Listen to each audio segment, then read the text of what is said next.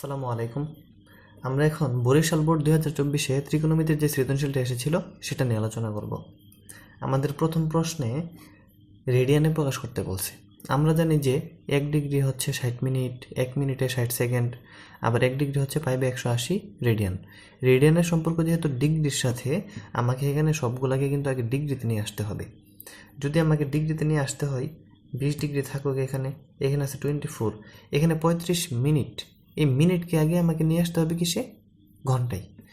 1 ঘন্টা যদি 60 মিনিট হয়, 1 মিনিট যদি 60 সেকেন্ড হয়, তাহলে 1 সেকেন্ড হবে 1/60, অর্থাৎ এই সেকেন্ডকে যদি আমি মিনিটে আনতে চাই তাহলে 60 দিয়ে ভাগ করতে হবে, 35/60। এখন সম্পূর্ণটা হয়ে যাবে কিন্তু মিনিট। তাহলে এটা যদি আমরা কাটিয়ে 5 × 7 = 35, 5 × 12 হচ্ছে 60, ইকুয়াল টু 20 ডিগ্রি।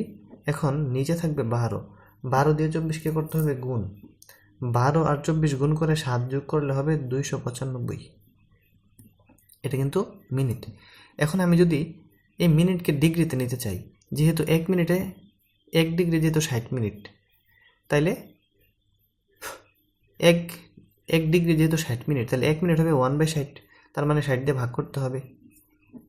12 ইন্টু নিচে হবে 60 আর উপরে থাকবে কত? 295। এখন এই সম্পূর্ণটা কিন্তু হয়ে যাবে ডিগ্রি। সম্পূর্ণটা যদি ডিগ্রি হয় তাহলে আমাদের এখানে কি হবে? এটা দিয়ে এটাকে গুণ করে এটার সাথে যোগ করতে হবে। যোগ করলে আমাদের নিচে আসবে 12, 100। আচ্ছা, এটা যদি আমরা লিখি তাহলে সামনে থাকবে 20, নিচে থাকবে 144 আর উপর হবে 5, 9। এটা হবে যদি আমরা কাটাকাটি করি। কাটাকাটি করার পরে আবার 144 গুণ 20 যোগ 59, তাহলে হবে 2, 9, 3, 9, নিচে থাকবে 144। এটা কিন্তু আমাদের ডিগ্রি। এখন এই যে ডিগ্রি তোমরা দেখতেছো, এই ডিগ্রিকে যদি রেডিয়ানে নিতে চাই তাহলে এটার সাথে গুণ দিতে হবে পাই/, কত? 180। তখন এটা হয়ে যাবে কিসে? রেডিয়ান। এখন এই যে রেডিয়ান হয়ে গেল, এই পায়ের মান লিখতে হবে 3.1416। লিখে যদি সবগুলোকে ক্যালকুলেশন করি, এখানে যদি 3.1416 হয় এবং এটা ক্যালকুলেটারে ক্যালকুলেশন করো, তাহলে কিন্তু চলে আসবে 0.3562 রেডিয়ান প্রায়, এবং এটা কিন্তু আমাদের আনসার। এবার আসো পরবর্তী প্রশ্নে আমরা দেখি কি বলা আছে আমাদের এখানে। y/x। আচ্ছা, আমাদের যে চিত্রটা ছিল, আগে চিত্রটা একটু লক্ষ্য করতে হবে। এখানে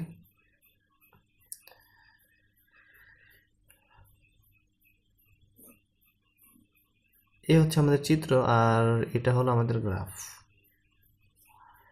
আমি গ্রাফটাকে হালকা রাখলাম কারণ এটার আমার তেমন কোনো প্রয়োজন নেই। এখানে এটা হচ্ছে থিটা। আমরা জানি থিটার বিপরীত যে বাহু, থিটার বিপরীত বাহুটা হচ্ছে লম্ব। এটা হচ্ছে পি, যার স্থানাঙ্ক হচ্ছে xy। পি এর স্থানাঙ্ক যদি xy হয়, এর মানে হচ্ছে এটা x আর এটা হচ্ছে কি? y। আচ্ছা, এটা y আর কি দেওয়া আছে? আচ্ছা, এখন আমাদেরকে বলা আছে যে x/y, এখানে আছে x/y প্লাস এর y/x ইকুয়াল টু 4/√3। এখন এই যে x/y, y/x এখানে দেখা যাচ্ছে, এখানে দেখো তো x/y কি হবে? x হচ্ছে ভূমি, y হচ্ছে লম্ব। ভূমি/লম্ব মানে হচ্ছে আমাদের কট, আর এখানে সূক্ষ্মকোণ কি ছিল? Theta, plus y/x, লম্ব/ভূমি। সূক্ষ্মকোণের বিপরীত বাহু হচ্ছে লম্ব আর নিচেটা হচ্ছে ভূমি। তাহলে লম্ব/ভূমি হলে কি হবে? tan থিটা হবে। tan theta equal two 4/√3। আমাদের প্রশ্ন কিন্তু চলে আসলো। এখন আমাদেরকে এটা ক্যালকুলেশন করতে হবে, করে আমাদেরকে বের করতে হবে থিটা এর মান, আমাদেরকে cos থিটার মানটা বের করতে হবে। আচ্ছা, আমি এটা নাম্বার না, এটা আমি গ নাম্বার উঠে ফেলছি। আচ্ছা, গ নাম্বারটা আমরা এখানে করে ফেলি। আমার থিটার মানটা বের করতে হবে। থিটার মানটা যদি বের করতে হয় তাহলে আমাদের কি ছিল? আমাদের তো আগের হিসাব। এখানে আমাদেরকে কিন্তু কোনো সীমানা দেওয়া নেই। যদি কোনো সীমানা দেওয়া না থাকে তাহলে আমরা কতটুকুতে বের করব? আচ্ছা, আমরা একটু দেখি আগে প্রশ্নতে সীমানা আমাদের আছে কিনা। এত হলে থিটার মান বের করো। দেখো, এখানে কিন্তু আমাদের কোনো সীমানা নেই। সীমানা যদি না থাকে আর যদি হায়ার ম্যাথ হয়, তাহলে কিন্তু 4টা চতুর্ভাগের জন্য আমরা মান বের করে দিব। কট মানে কি? কট মানে হচ্ছে cos/sin। tan মানে কি? sin/cos equal to 4/√3।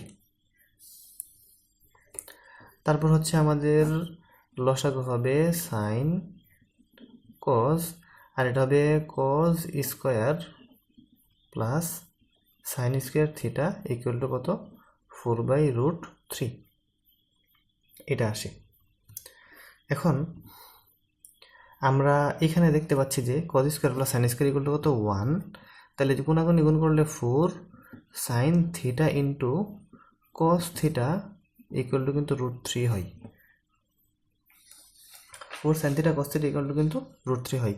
ঠিক একই রকম একটা প্রশ্ন কিন্তু আমরা গত ক্লাসে আলোচনা করেছিলাম। আমি যদি প্রশ্নটাকে তোমাদেরকে দেখাই, এই যে চট্টগ্রাম বোর্ড 2024-এ আমাদের যে প্রশ্নটা আলোচনা করেছিলাম আমরা, এখানে দেখো তো এই যে 4 sine theta cos theta equal two √3, আর এখনেরটাও কিন্তু 4 sine theta cos theta equal two কি √3, একবারে হুবহু সেম কোয়েশ্চেন। এরপর আমরা এটাকে কি করব, এই যে এটাকে বর্গ করতে হবে, বর্গ করার পর সাইনকে 1 - cos অথবা কসকে 1 - sin বানিয়ে ফেলতে হবে, তারপর সবগুলোকে গুণ করলে এটা হবে। এরপরে যদি আমরা যোগ বিয়োগ করি তাহলে এই অংশটা আসে, এই যে 16 cos 4 থিটা, এখানে হবে কি মিডল টার্ম, মিডল টার্মের পর আমাদের আনসার বের হয় কি দেখো, আমাদের আনসার বের হয় যে cos theta equal two +-√3, cos theta equal two +- কত হাফ। এই যে আনসারটা বের হইলো, আমাদের যেহেতু সীমানা নেই, আমরা যদি 4টা সীমানার জন্য কাজ করি তাহলে কিন্তু আমাদের মোট আনসার বের হবে 8টা। এর মধ্যে যেগুলা আমাদের সিদ্ধ হবে শুধু সেগুলো কিন্তু আমরা নিব। তাহলে এই যে দেখো, এই যে প্রথম চতুর্ভাগে এটার মান বের করা হয়েছে, দ্বিতীয় চতুর্ভাগে মান বের করা হয়েছে, এই যে তৃতীয় চতুর্ভাগে মান একবারে হুবহু সেম।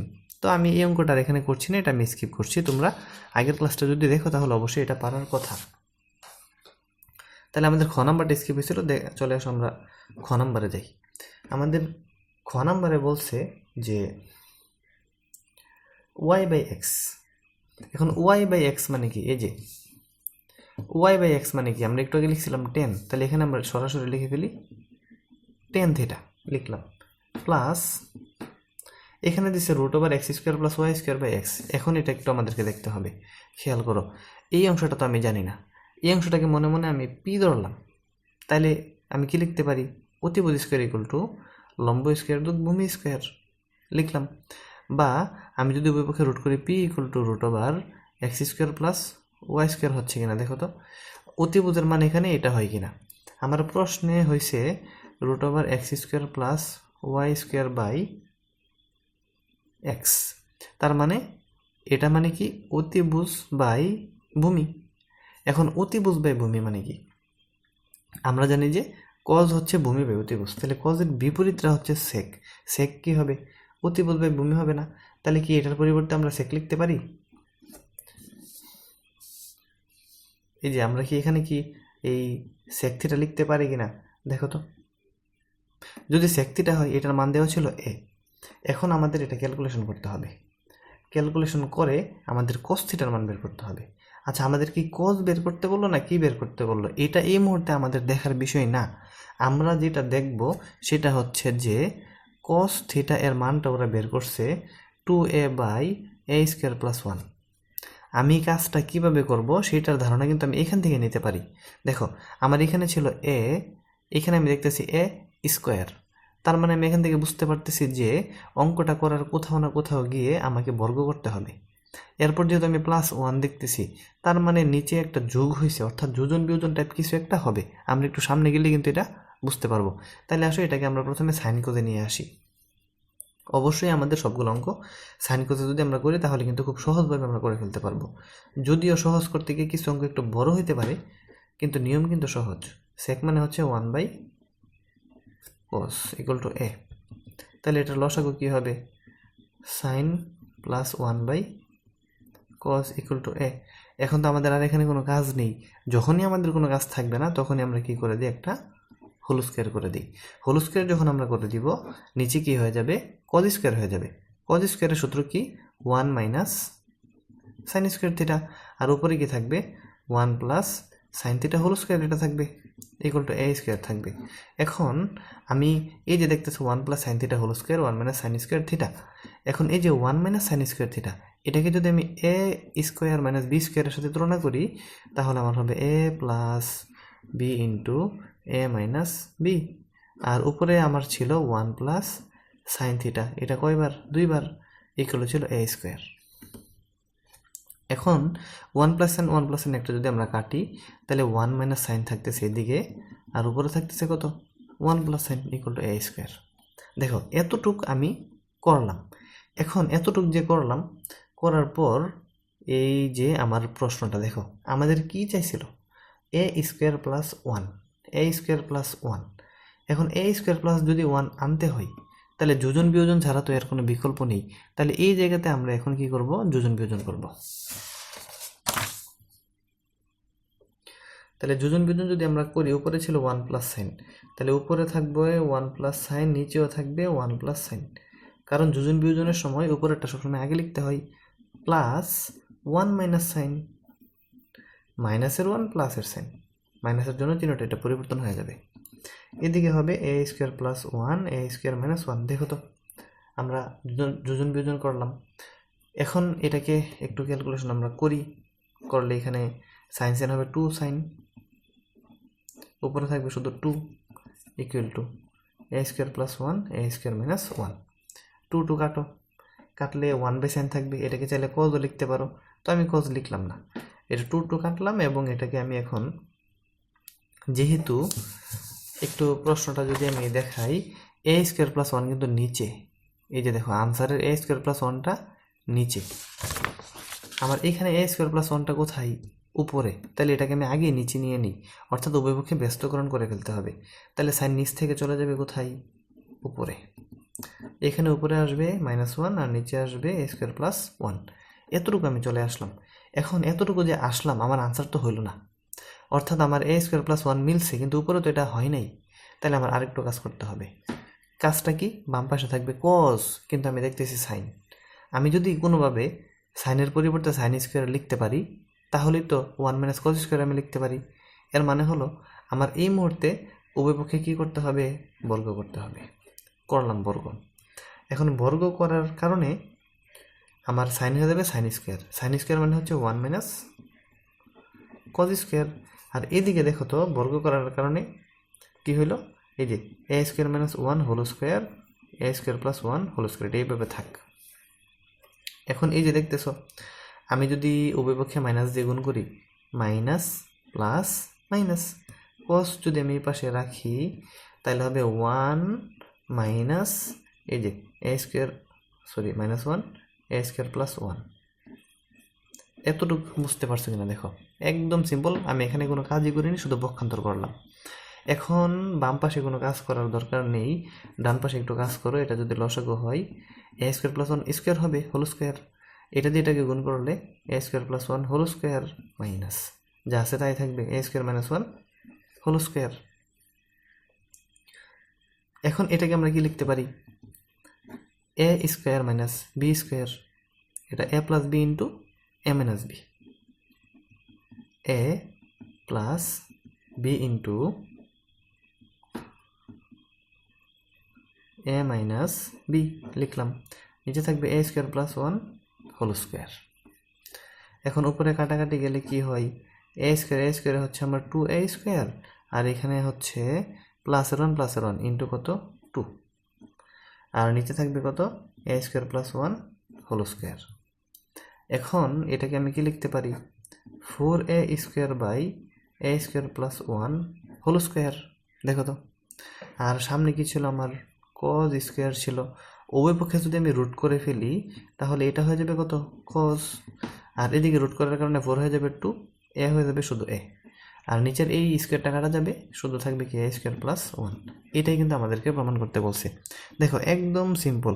ঠিক একই রকম একটা অঙ্ক কিন্তু আমরা আগের ক্লাসেও করেছিলাম। ওইখানে কি ছিল? ওইখানে এই যে আমাদেরকে এ স্কোয়ার প্লাস 1 এ স্কোয়ার মাইনাস 1 এতটুকু কিন্তু বের করতে বলছিল। এখানে ছিল আমাদের কোসেক। আর এই অঙ্কটা এই জায়গাটা একটু এক্সট্রা আমার করতে হলো, এক্সট্রা করে কিন্তু এই যে cos থিটার মান চলে আসলো। তাহলে দেখো, এখন আমরা দিনাজপুর বোর্ড 24 সালে যে প্রশ্নটা আসছিল সেটা নিয়ে আলোচনা করব। আমাদের প্রথম প্রশ্নে বলছে যে একটি ত্রিভুজের 3টি কোণের অনুপাত যদি 3, 5, 7 হয়, তাহলে বৃহত্তম কোণের বৃত্তীয় মান কত?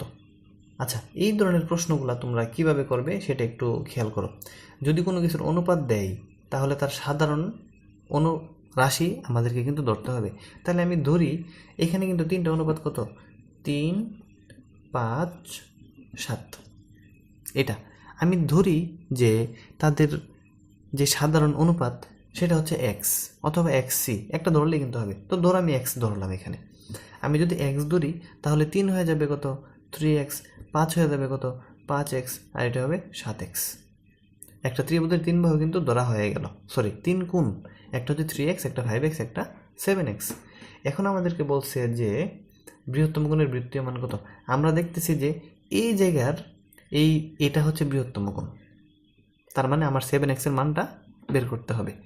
কিন্তু এটা বের করার জন্য আমাদের একটা যুক্তিতে আসতে হবে। আমরা জানি একটা ত্রিভুজের 3 কোণের সমষ্টি কত ডিগ্রি, 180 ডিগ্রি। অতএব আমি যদি 3টা কোণকে যোগ করি আমার আনসার আসবে কত, 180। কিন্তু আমি তো 180 এখন লিখবো না, কারণ হায়ার ম্যাথে আমরা সবগুলোকে কিসে প্রকাশ করি, পায়ের সাহায্যে রূপান্তরিত করি। আর এখানে অবশ্যই এটা কি, রেডিয়ান। রেডিয়ান যদি নেই তাহলে এক্সকে ধরো রেডিয়ান, এইটাও রেডিয়ান, এইটাও রেডিয়ান। বা 7 5 12, 12 আর 3 কত, 15। এক্স ইকুয়াল টু কত, পাই সি। তাহলে এক্স এর মান আমাদের কত আসবে, x equal to pi by কত, 15। এটাই তো আমার এক্স এর মান চলে আসলো। এখন এক্স এর মান যদি এটা চলে আসে তাহলে আমাদেরকে তো বলছিল এই বৃহত্তম কোণ, অর্থাৎ এটা আমাদের লাগবে। তাহলে আমার হবে 7 ইন্টু পাই বাই 15। দেখো এটাই কিন্তু আমাদের আনসার। আর অবশ্যই এটা কিসে হবে, রেডিয়ান হবে। একদম সিম্পল। আচ্ছা, পরবর্তী প্রশ্নে আমরা চলে আসি। পরবর্তী প্রশ্ন, আমরা সেম একটা প্রশ্ন আমরা আগের ক্লাসেও কিন্তু করেছি। a plus b equal to যদি পি হয় তাহলে এখানে এ কত দেখো, এ হচ্ছে আমাদের কোসেক থিটা আর বি হচ্ছে আমাদের কট থিটা, ইকুয়াল হচ্ছে পি। আমাদের প্রমাণ করতে হবে যে P square plus 1 P square minus 1, P square plus 1 P square minus 1। তাহলে আমাদের প্রথমে বের করতে হবে পি স্কোয়ার, এরপরে করতে হবে যোজন বিয়োজন। তাহলে আমি আগে এটাকে সাইন করে নিয়ে আসি। এটা হবে 1 by sine plus cos by sine equal to p, বা এটা হবে 1 প্লাস কস আর নিচে হবে সাইন ইকুয়াল টু কত, পি। যেহেতু আমাদের কোনো কাজ এখন আর নেই, তখন আমরা কি করি, আমরা বর্গ করে আবার কাজ বের করি। উভয়পক্ষে যদি আমি বর্গ করি তাহলে আমার নিচে হবে সাইন স্কোয়ার থিটা, উপর হবে 1 plus cos theta whole square equal to p square. এখন এই যে 1 plus cos theta whole square তোমরা দেখতেছ, আর নিচে সাইন স্কোয়ার, সাইন স্কোয়ারের পরিবর্তে কি 1 মাইনাস কস স্কোয়ার লেখা যায় না, 1 মাইনাস কস স্কোয়ার, আর এখানে থাকবে 1 plus cos theta square equal to p square. দেখো তো এতটুকু বুঝতে পারছো কিনা। এখন এই যে 1 মাইনাস কস থিটা স্কোয়ার, এটাকে যদি আমি a square minus B square কল্পনা করি তাহলে আমার নিচে হবে a plus B into A minus b, আর উপরে আছে 1 plus cos theta whole square equal to এখানে আছে পি স্কোয়ার। একটা একটা কাটো, কাটলে কি থাকলো, 1 প্লাস কস 1 প্লাস কস কাটা, তাহলে নিচে থাকতেছে 1 মাইনাস কস, উপরে আছে 1 plus cos equal to p square. এখন করতে হবে যোজন বিয়োজন। যোজন বিয়োজন করলে কি হয়, 1 প্লাস কস থিটা উপরেও সামনে থাকবে এবং নিচেও সামনে থাকবে, প্লাস দিয়ে হবে নিচেরটা, মাইনাস দিয়ে হবে নিচেরটা। এদিকে হবে কি P square plus 1 P square minus 1। দেখো এবার কি হয়, 2 cos থিটা আর উপরে থাকতেছে 2, এদিকে P square plus 1 P square minus 1, এতটুকুতে চলে আসলাম। এখন 2 যদি কাটে তাহলে 1 বাই কস মানে কি, 1 বাই কস মানে হচ্ছে সেক থিটা, আর এদিকে আছে কি P square plus 1 P square minus 1। হ্যাঁ, এটাই কিন্তু আমাদেরকে প্রমাণ করতে বলছিল। যদি আমাদের আরেকটু কাজ বলতো তাহলে কিন্তু এখন আমরা আবার বর্গ করে বাকি কাজ শুরু করতাম। তাহলে এই হলো আমাদের খ নাম্বার। এবার আসো পরবর্তী প্রশ্নে কি বলছে সেটা আমরা দেখি।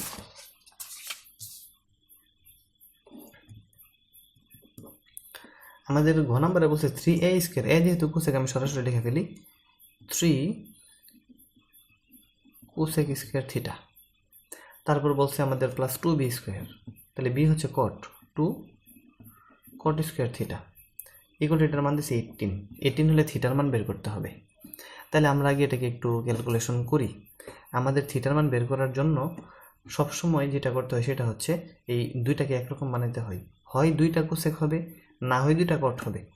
তাইলে এই কোসেককে আমি এখানে রাখি, আর এই কটের সূত্রটা আমি লিখে ফেলি। আমরা জানি যে cosec square minus cot square equal two 1। তাহলে কট স্কোয়ারের সূত্র হবে কোসেক স্কোয়ার মাইনাস 1। তাহলে কট স্কোয়ারের পরিবর্তে আমি কি লিখব?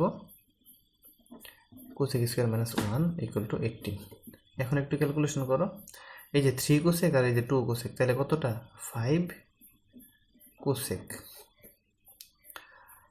আর এখানে কি থাকবে?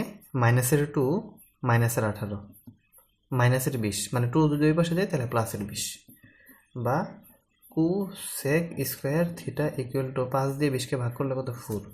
সুতরাং কোসেক থিটা ইকুয়াল টু, আচ্ছা এখন কি তোমরা বলতে পারবে যে এটার আনসারটা কি হবে? দেখো তো, কোসেক স্কোয়ার থিটা যদি 4 হয় তাহলে শুধু কোসেক থিটার মানটা কি হবে? প্লাস মাইনাস 2 হবে না? আমার ইচ্ছা হলো আমি কোসেকে রাখলাম। এখন কেউ যদি বলে যে না আমি অঙ্কটা কোসেকে করবো না, তাহলে তোমরা কি করবে? তোমরা লিখবে কোসেকের উল্টা হচ্ছে সাইন, আর 2 এর উল্টা হচ্ছে হাফ। অর্থাৎ কেউ যদি এভাবে করে তাও হবে, কেউ যদি সেটাকে সাইনে কনভার্ট করে ফেলে তাও কিন্তু হবে। এখন আমাদের মান চলে আসলো, এবার আমাদের হচ্ছে সীমানা। আমাদের সীমানা কিন্তু দেওয়া আছে 0 থেকে 2π, অর্থাৎ সম্পূর্ণ চতুর্ভাগ।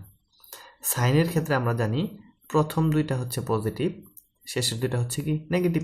এটা সাইনের গড় আর এটা সবার গড়, এই কারণে পজিটিভ। তাহলে আমরা যখন নিব সাইন থিটা এগুলো যখন হাফ নিব আমরা, অর্থাৎ আমি যখন প্লাসের মানটা নিব, তখন আমি কোন কোন করে আনসার বের করব?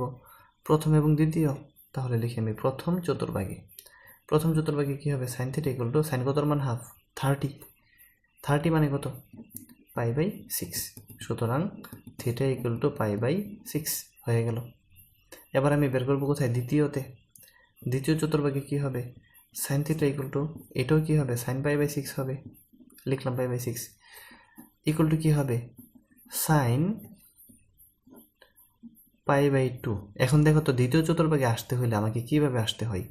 1 গড় 2 গড়, আবার পিছনে 2 গড়, পিছনের জন্য মাইনাস, আর এটা ছিল থিটা, এটা এখানে বসাইয়া দাও।